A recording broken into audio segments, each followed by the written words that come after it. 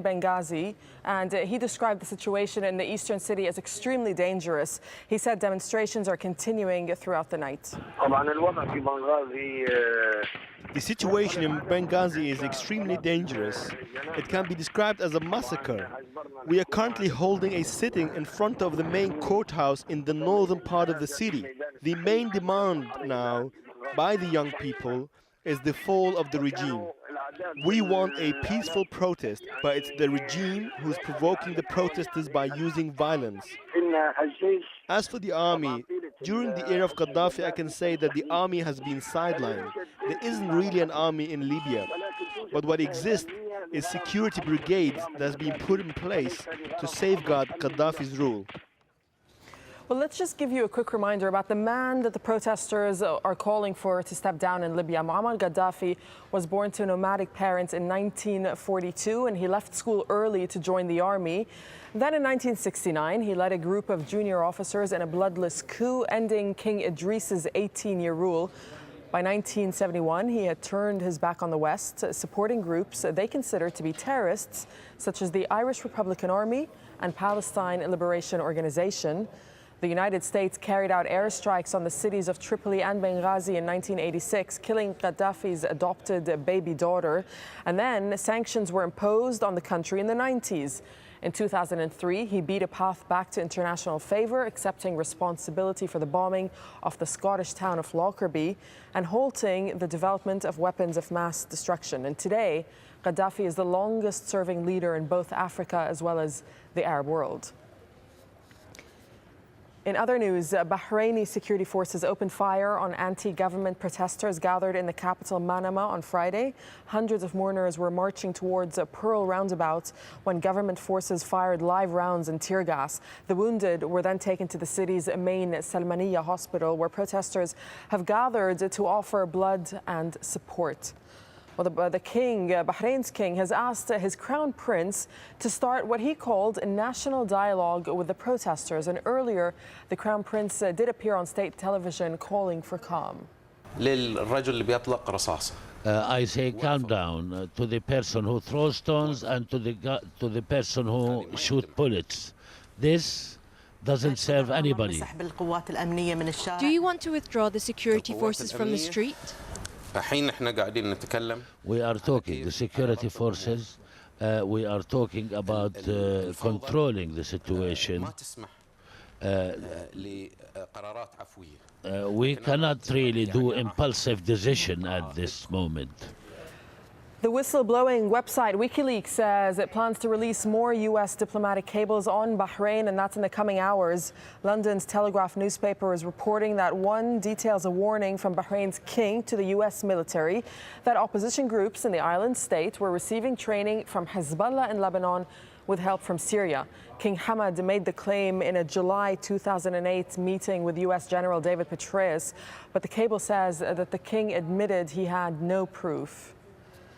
Britain has revoked licenses for the export of certain weapons to Bahrain as well as Libya.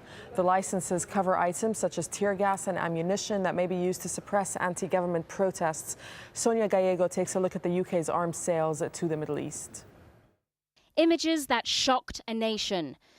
Pictures of police in Bahrain violently suppressing peaceful protests drew condemnation from the West. Across the Middle East, we call for the right to peaceful protest and, of course, effective economic development and more open and flexible political systems. But no mention that some of the tear gas used in the Bahrain protests may have come from Britain. Calls for peace are far away from the gritty reality that is the weapons trade. Deals cut at arms fairs such as these are the norm, reaping billions of dollars for defense contractors.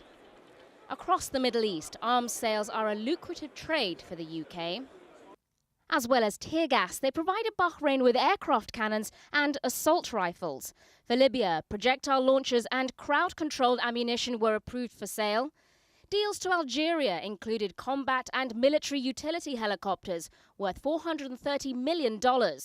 Egypt's list included components for armoured personnel carriers and submachine guns. And for Saudi Arabia, sniper rifles and small arms ammunition were among last year's sales.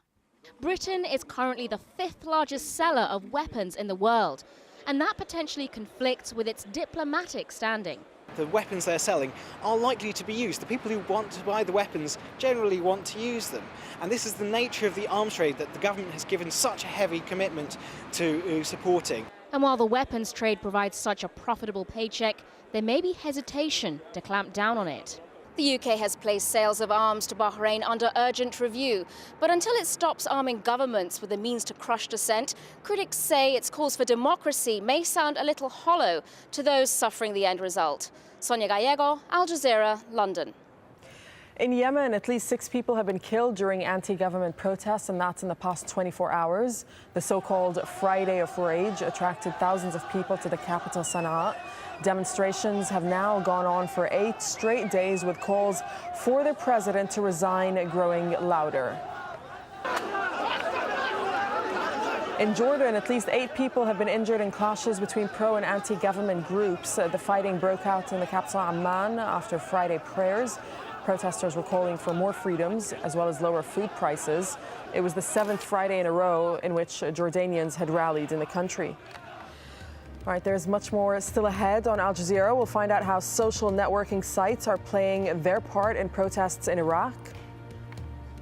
And is it victory for conservationists in the whaling wars as Japan's fleet abandons its hunt? That's all coming up. Stay tuned.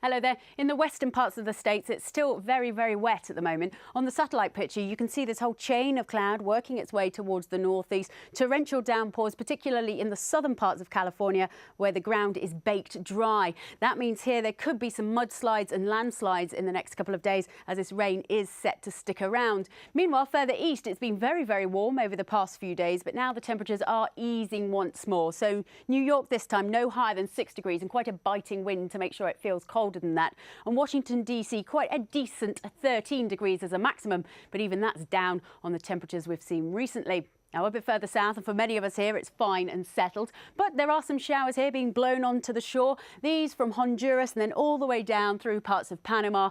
And there will also be 1 or 2 rather hefty showers there for Colombia as well. But I think the northern parts of Colombia should get away with a dry day.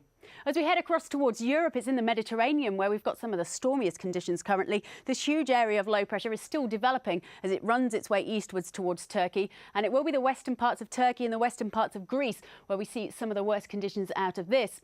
Meanwhile, further west, we've got another system piling in here. So heavy rain through the UK and all the way down towards Spain and Portugal.